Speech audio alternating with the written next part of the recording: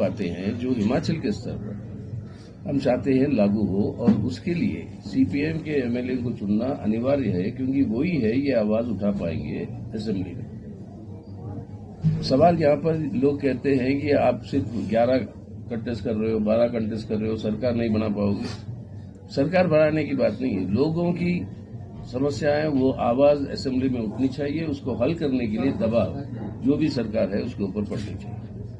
हम चाहते हैं इसके लिए आज की परिस्थिति में देश की हालत और प्रदेश की हालत दोनों देखते हुए भाजपा को यहां से सत्ता से दूर रखना हम समझते हैं कि हिमाचल के लोगों के लिए, प्रदेश के लिए और साथ ही साथ अपने देश के लिए, भारत के लिए ये भी आज अनिवार्य है।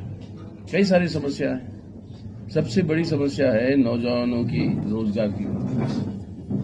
अब रोजगार खाली पड़े हुए हैं तकरीबन 10 लाख से ज्यादा केंद्रीय दफ्तरों में और आपके सैनिक आर्मी में खाली पोस्ट पड़े हुए, वो बढ़ते नहीं है।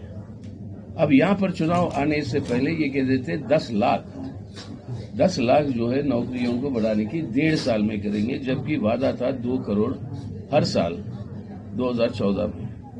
अब उसके ऊपर लिया है ये अग्निवीर।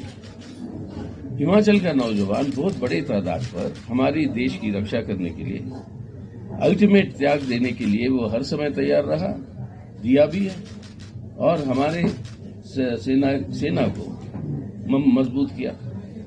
अब ये अग्निवीर के नाम पर टेम्पररी आपको 4 साल आपसे ये उम्मीद करते हैं कि देश के हित में जान देने के लिए तैयार हो, सबसे बड़ी कुर्बानी दो, लेकिन आपको परमानेंट नौकरी नहीं देंगे, ना आपको पेंशन मिलेगा, ना आपको कोई और सुविधा मिलेगी। ये एक खिलवाड़ हो रही है हमारे नौजवानों के साथ।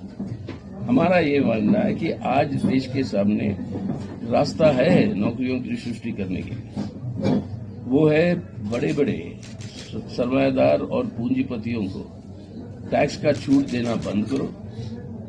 11 लाख जो उधार वो लिए हुए ऋण जो लिए हुए हैं बैंकों से, उसको माफ कर दिया इस मोदी सरकार ने।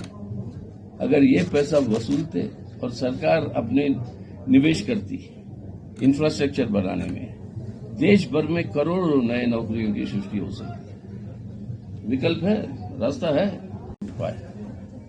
दूसरी सवाल आई है, कई सारे प्रदेशों ने ये आज घोषणा की कि ओल्ड पेंशन स्कीम पे वो वापस जाएंगे, लेकिन ये घोषणा तक ही रही है, क्योंकि इसके अंदर पेचीदी बात यह है कि जिन लोगों ने नए पेंशन स्कीम में पैसे जमा किए हैं, वो पैसे जमा करने वो लौटाना है उनको, और ये काम केंद्र सरकार ही कर सकती है।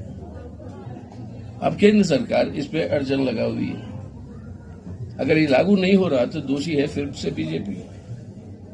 और ये जब ये नई पेंशन स्कीम जब आई थी, और ये आई थी कांग्रेस की सरकार में, जब चिदम्बरम साहब हमारे फाइनेंस मिनिस्टर थे, मैं जब पार्लियामेंट में था, और बड़ी बड़ी लंबी बहस हुई इस पर उनके साथ, ये कहते हुए कि ये जो है आप अन्याय कर रहे हो हमारे मुलाजिमों के साथ।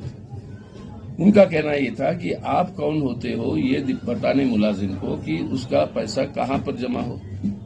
अगर वो चाहता है कि स्टॉक मार्केट में जमा हो तो आप कैसे रोक सकते हो, उसकी जनवादी अधिकार है। मैं बोला स्टॉक मार्केट में जाकर पूरा दुनिया के अनुभव यही है कि मुलाजमों की सुरक्षा जो है वो खत्म हो जाती है। एक झटका लगे जैसे 2008 वाली स्टॉक मार्केट को, तो जिंदगी बर्बाद उनकी। तो उसे बचाना है तो आपको गारंटीड पेंशन देना है, वो उनका अधिकार। ये बहस चलती रही, खैर वो अलग बात है, मतलब वो उस समय उन्होंने लागू किया, कांग्रेस भी इसके अंदर दोषी है उसको लागू करने में। लेकिन 3 सरकारें थी राज्य के जिन्होंने कहा कि ये हम नहीं मानते हैं, और वो थी वामपंथी सरकारें, बंगाल, केरल और त्रिपुरा उस समय। उन तीनों सरकारों से ये बात आई थी। तो आज हम कह रहे हैं कि ये अगर भाजपा जो रुकावट डाल रही है केंद्र में ओपीएस को वापस लाने, उसके खिलाफ अगर लड़ना है तो हर प्रदेश के अंदर ऐसी सरकारों की जरूरत है जो उसका मुकाबला कर सके। तो आज इस कारण की वजह से भी ये जरूरी है कि भाजपा को हराना, जनता की आवाज पहुंचाए सीपीएम सीपीआई को जितवा के, और ये जरूरी है हिमाचल के लिए।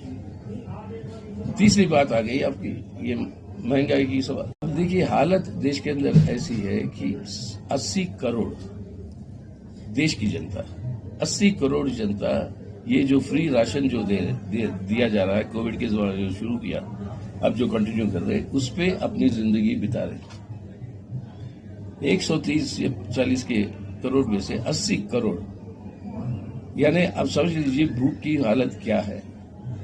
उनको आप दोगे 5 किलो, या कुल मिला के वो फूड सिक्योरिटी एक्ट ये सब मिला के कुछ 20-25 किलो, लेकिन गैस सिलेंडर का दाम बढ़ा दोगे आप 1000 से ज्यादा।